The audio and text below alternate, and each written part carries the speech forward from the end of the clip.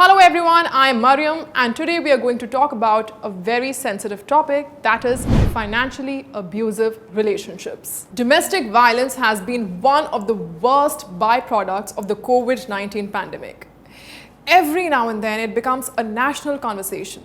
Then it dies down to become a part of the news cycle obscurity. Yes, the physical and emotional violence aspects of it are as macabre as they can get.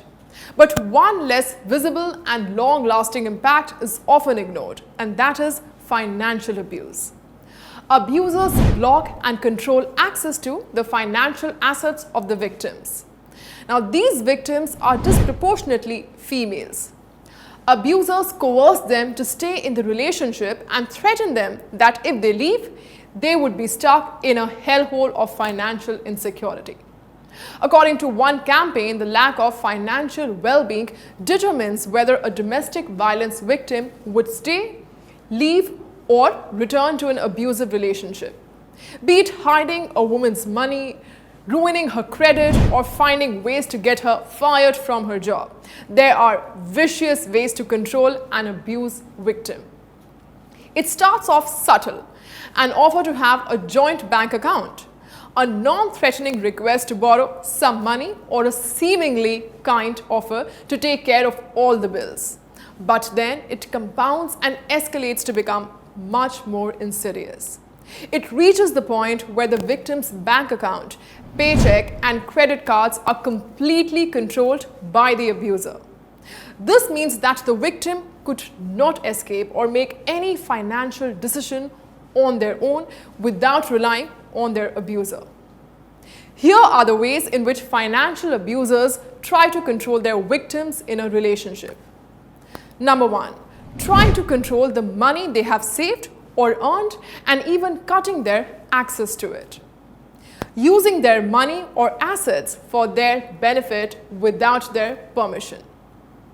Number three, borrowing money and then not repaying it. Next is hurting their credit history by maxing out the cards and not paying the bills.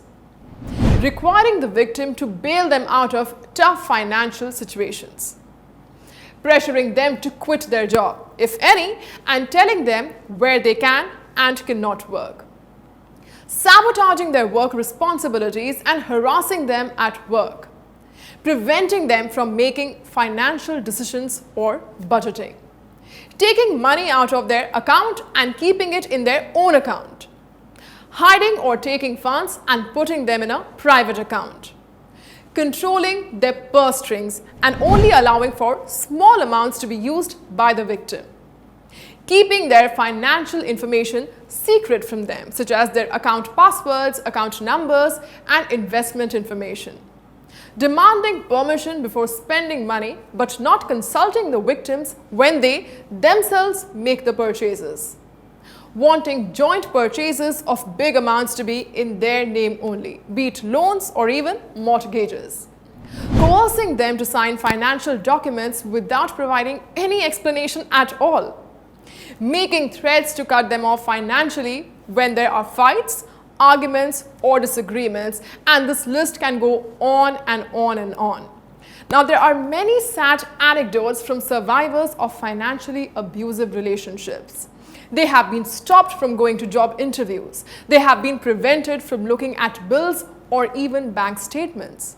When in an abusive relationship, people lose their financial security. They also lose the means to regain it back. It is choosing between two horrible options: continue to stay in an abusive relationship or risk becoming homeless and then face poverty. Why is this harder to discern? It is because financial abuse lurks and it is absolutely quiet. Physical abuse can be identified with scars and bruises. You cannot say the same about financial abuse though. Helplessness isn't a tangible piece of evidence that can be noticed, and that is the saddest part of this entire situation. When living in abuse, setting financial goals and plans becomes a revolutionary act. How can one get out of such an abusive relationship to reclaim their financial independence and confidence? That is all for now. Stay tuned for more. Bye.